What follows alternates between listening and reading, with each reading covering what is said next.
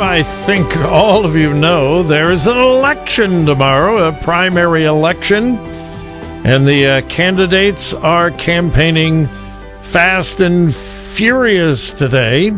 And that's why I'm very pleased that Mike Gibbons, Republican candidate for U.S. Senate, has asked if he could speak to you folks today. I think that says a lot about him. I think it says a lot about you as well. Mike Gibbons, welcome to the program. Thank you for joining us.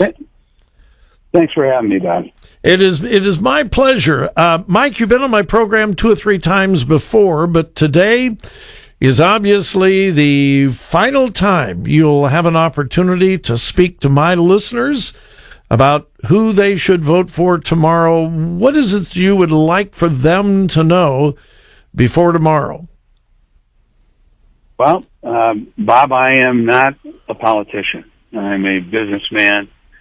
And frankly, I just got tired of throwing things at my television set. I don't like the way our country's going. I have 5 children. What got me started on thinking about this, and I can tell you, I'm as upset as probably most of your listeners as to what's going on in this country, was one of my sons who graduated from Georgia Tech with a degree in aerospace engineering and joined the Navy and is now a Navy pilot.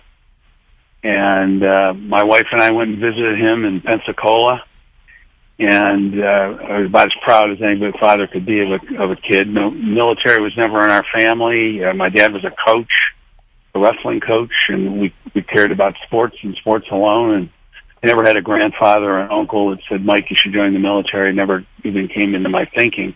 When he did this, I just thought, wow, it's a great thing. He's a patriotic kid, and he wants to serve this country. And frankly, I was embarrassed that I had never done anything, because I was a guy that started out with nothing, and have been very blessed by this great country.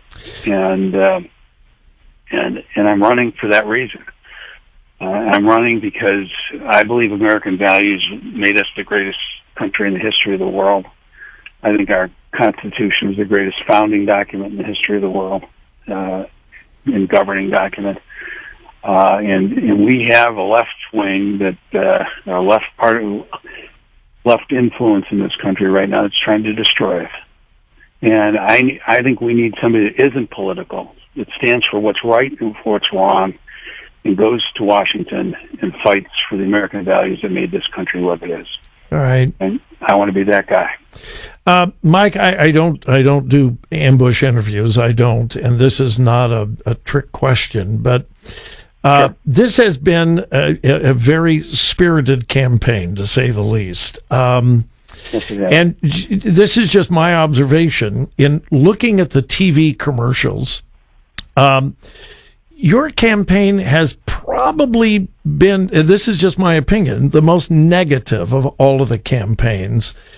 Do you have any regrets for going so strong right at the very throat of your Republican candidates, or do you feel that that is a winning strategy?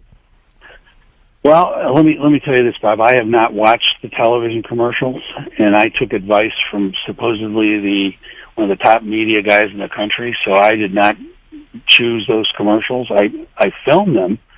Now, I can tell you for a long period of time, we did nothing but positive commercials, so I don't know where you would come up with that.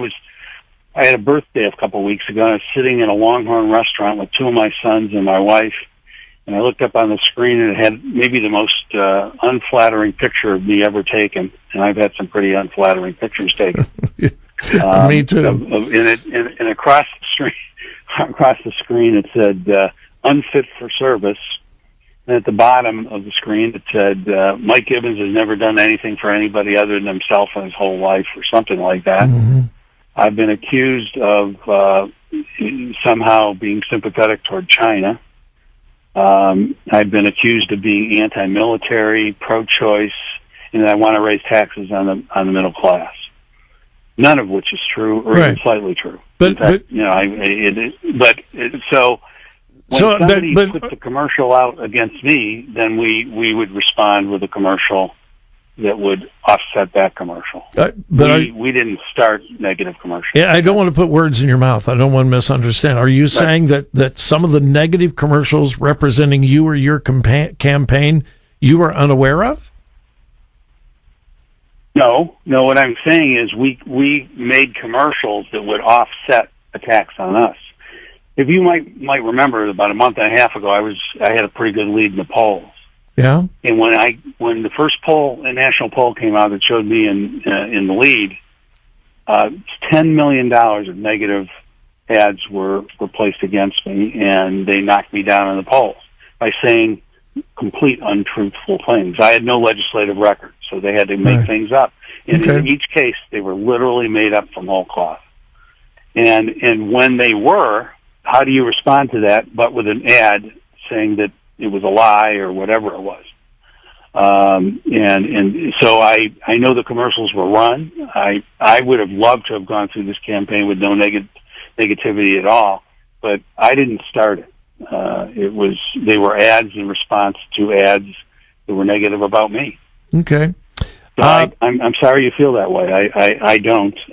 Okay. Maybe I haven't watched television enough, but you don't want to watch. Well, I don't watch them all, and all of the candidates have run negative ads, but it just seemed like yours were over the top. But if you are elected, if you win the primary, and if you are elected, give me some of the very first things you want to accomplish in Washington, D.C. Well, I believe in a smaller government, less intrusive government. I would, and as you know, Rand Paul's endorsed me. We've talked about a lot of this. In fact, I'm going to be on the phone with him here in a teleconference here in about an hour. I've said things like, why can't we just shut down the Department of Education? Why should the federal government be making educational policy for this country? It certainly was never called for in the Constitution. And, I believe we all need lower taxes. We need to cut the ridiculous spending that's going on. We have our government performing, sociological indoctrination against our whole nation. And we're spending a lot of money doing that. I'd cancel that all of it. The word equity is not an American value. Any bill that had the word equity in it, I would not vote for it unless the word equity comes out. I believe in American values. I believe, I'm a practicing Roman Catholic. I'm often troubled by the fact that they're not vocal enough about what's going on in this country. Mm-hmm.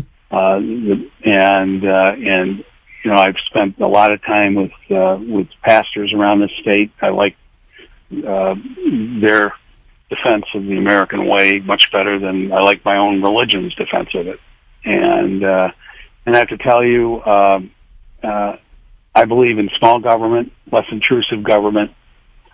This country is supposed to defend us from foreign powers, and after that, anything else is something that maybe they shouldn't be doing. Yeah. Mike, I knew our time would go fast. We got about 1 minute left. Tell our listeners how they can find out more about you and your campaign. And in about 30 seconds after that, just wrap up why you believe our listeners should vote for Mike Gibbons. Well, you can go to gibbonsforohio.com and find out a little bit about me. I'm a businessman that started with nothing. I built a very fine business. I've been blessed. I believe that we're tired of career politicians, and one of the top opponents I have is exactly that. He's never spent a day in the private sector. He has run for office every single minute of his life outside of very honorably serving in the Marine Corps. And we're the president now, our president, Donald Trump, endorsed a candidate that is flown in from the West Coast, supported by West Coast big tech money. And frankly, I don't know what he really stands for. And to have a candidate imposed on this state from out of state, the man was recruited by Mitch McConnell back in 2017. I think the voters of this state have a big decision to make. Do they want an Ohio person that hasn't spent his life in politics or is not a celebrity or do they want somebody that somebody else suggested and spent a lot of money to get elected in the state? Mike, I appreciate it, and you are the only Senate candidate that requested to be on my program today, and I appreciate your time, and I mean that sincerely. Thank you. Bob. Mike Gibbons. Bye. All right, thank you.